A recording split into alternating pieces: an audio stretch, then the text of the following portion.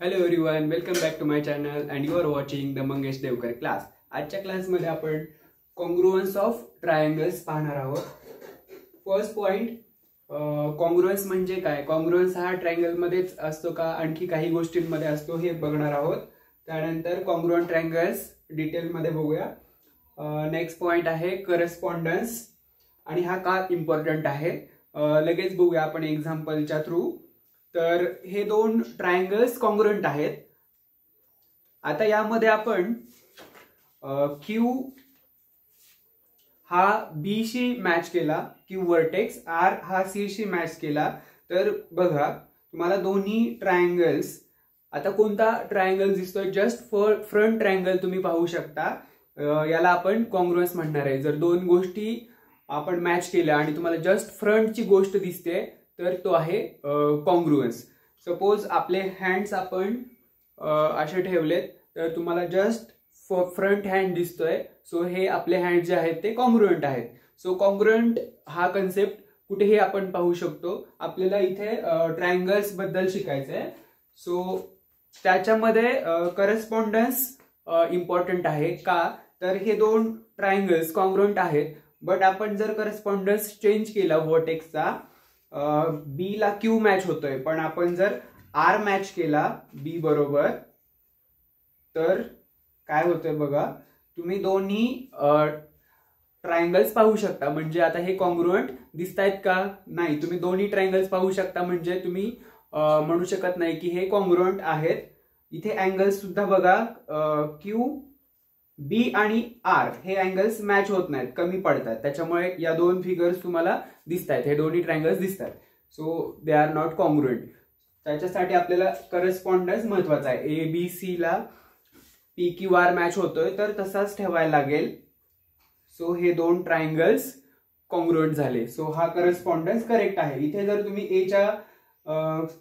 बी च्या जागी Q R ला मॅच केलं, हे आपण आता बघितलं होतं, बी ला आर मॅच केला, तर हे दोघं कॉन्ग्रुअंट राहत नाही. त्याच्यासाठी करस्पॉन्डन्स इम्पॉर्टंट आहे. नेक्स्ट इज, काही टेस्ट असतात ट्रायंगल्स कॉन्ग्रुअंट आहेत का नाही. बिफोर दॅट, जर ट्रायंगल्स कॉन्ग्रुअंट झाले तर काय काय असतं? कॉन्ग्रुअंटची अजून एक डेफिनेशन आहे, same size and same shape. तर इथे बघा, शेप हा अँगल्स कॉन्ग्रुअंट झाले की सेम राहतो. आता हे एबीसी आणि पी क्यू आर मध्ये अँगल्स कॉन्ग्रुअंट आहेत. ए चं जेवढं मेजर आहे तेवढंच पी चं मेजर आहे, बी चं जेवढं मेजर आहे तेवढंच क्यूचं आहे, आणि सी चं आहे ते आरचं आहे. त्याच्यामुळे यांचा शेप सेम दिसतोय. आणि दुसरं काय असतं? साईज सेम पाहिजे. तर करस्पॉन्डिंग साइड, ए बी ला करस्पॉन्डिंग साइड आहे पी क्यू, या दोन्ही साइड्स मॅच होत आहेत.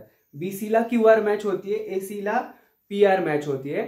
सो दोन ट्रायंगल्स कॉन्ग्रुअंट होण्यासाठी करस्पॉन्डिंग अँगल्स सेम पाहिजेत, करस्पॉन्डिंग साइड्स इक्वल पाहिजेत.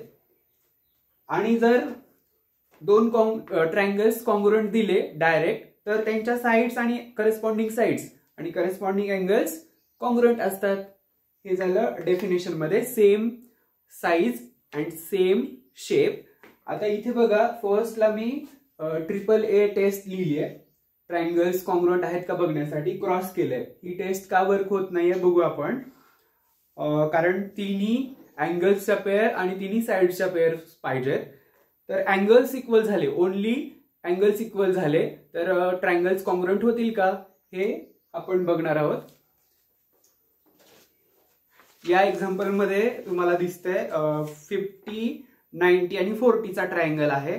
माझ्याकडे अजून एक ट्रायंगल आहे सेम अँगल्सचा, 90, 50 आणि 40.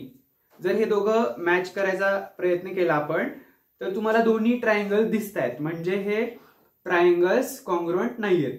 इवन इफ त्यांचे करस्पॉन्डिंग अँगल्स इक्वल असले, ओनली अँगल्सच्या पेअर इक्वल असतील, तर आपल्याला गॅरंटी नाही देऊ शकत आपण की ते ट्रायंगल्स कॉन्ग्रुअंटच असतील. So first test is not applicable for congruence of triangles.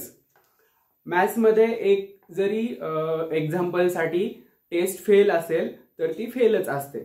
So taste approve होण्यासाठी सगळ्या कोणत्याही केससाठी ती अप्लाय झाली पाहिजे कोणत्याही ट्रायंगलसाठी. सो या ट्रायंगलमध्ये तुम्ही बघू शकता ते कॉन्ग्रुएंट नाहीयेत, एक्झॅक्ट मॅच होत नाहीयेत. तुम्ही दोन्ही ट्रायंगल पाहू शकता. आपल्याला एकच फ्रंटचा दिसला पाहिजे तर त्या कॉन्ग्रुएंट असतात.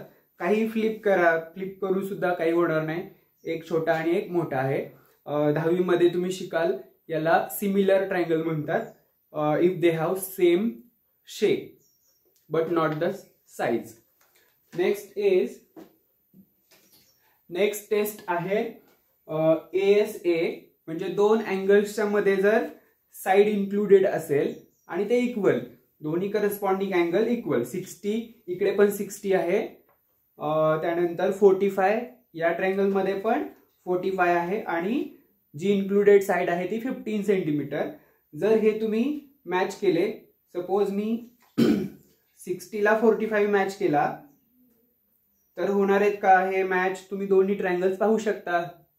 अशाने हे कॉन्ग्रुएंट नाही होणार आहेत. सो 60 ला 60च ठेवायचा, 45 ला 45 मॅच होतोय आणि बघू शकता तुम्ही जस्ट फ्रंट ट्रायंगल तुम्हाला दिसतोय. सो हे ट्रायंगल्स कॉन्ग्रुएंट झाले. कोणतेही दोन ट्रायंगल्स तुम्ही असे घेतले, दोन अँगल्स आणि त्याच्यामधली साइड लेंथ सेम ठेवली तर ते एक्झॅक्ट मॅच होतात.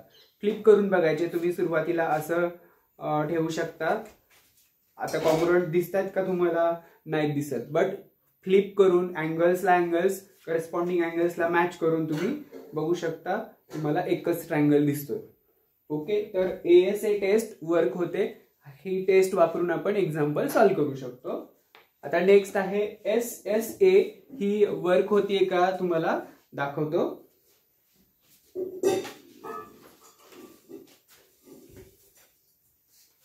तर आता हे दोन ट्रायंगल्स आहेत, त्यांच्यामध्ये दोन साइड्स कॉन्ग्रुएंट आहेत. 10.5 या ट्रायंगल मध्ये पण 10.5 आहे. 11 सेंटीमीटर या ट्रायंगल मध्ये पण 11 सेंटीमीटर आहे आणि अँगल इन्क्लुडेड नाहीये, साइडला अँगल आहे. या ट्रायंगल मध्ये पण साइडला आहे. तर 10.5 आणि 10.5 या साइड लेन्स इक्वल आहेत. तर मॅच करून बघूया आपण काय होतंय का, कॉन्ग्रुएंट दिसतायत का. तर हे बघा, तुम्ही 10.5 ला 10.5 मॅच केलं, पण दोन्ही ट्रायंगल्स तुम्हाला दिसतायत, म्हणजे हे ट्रायंगल्स कॉन्ग्रुएंट नाहीत. सपोज 11 सेंटीमीटरला 11 सेंटीमीटर मॅच करू. दिसतायत का? दोन्ही दिसतायत, म्हणजे कॉन्ग्रुएंट नाहीयेत. सपोज अशा पद्धतीने ठेवूया. कसंही फ्लिप करून तुम्ही ठेवू शकता आणि चेक करू शकता एक्झॅक्ट मॅच होत आहेत का. अजून सुद्धा दोन्ही ट्रायंगल्स तुम्हाला दिसतात. सपोज 50 ला 50 मॅच करूया. 50 डिग्री. तरी पण तुम्ही पाहू शकता 50 ला 50 मॅच झालाय, बट इकडे साइड लेन्स कमी पडते. तुम्ही दोन्ही ट्रायंगल्स पाहू शकता. 50 ला असं ठेवूया. 50 ला 50 मॅच होतोय, बट तुम्ही दोन्ही ट्रायंगल्स पाहू शकताय. सो ही टेस्ट वर्क होत नाहीये. त्याच्यामुळे आपल्याला सिलेबसमध्ये SSA ही टेस्ट दिलेली नाहीये, कारण त्या टेस्टने कसंही फिरवा तुम्ही ट्रायंगल्स एक्झॅक्ट मॅच होत नाहीयेत. So they are not congruent. I hope you enjoy this video. If you like this video, please share, subscribe, comment. Thank you.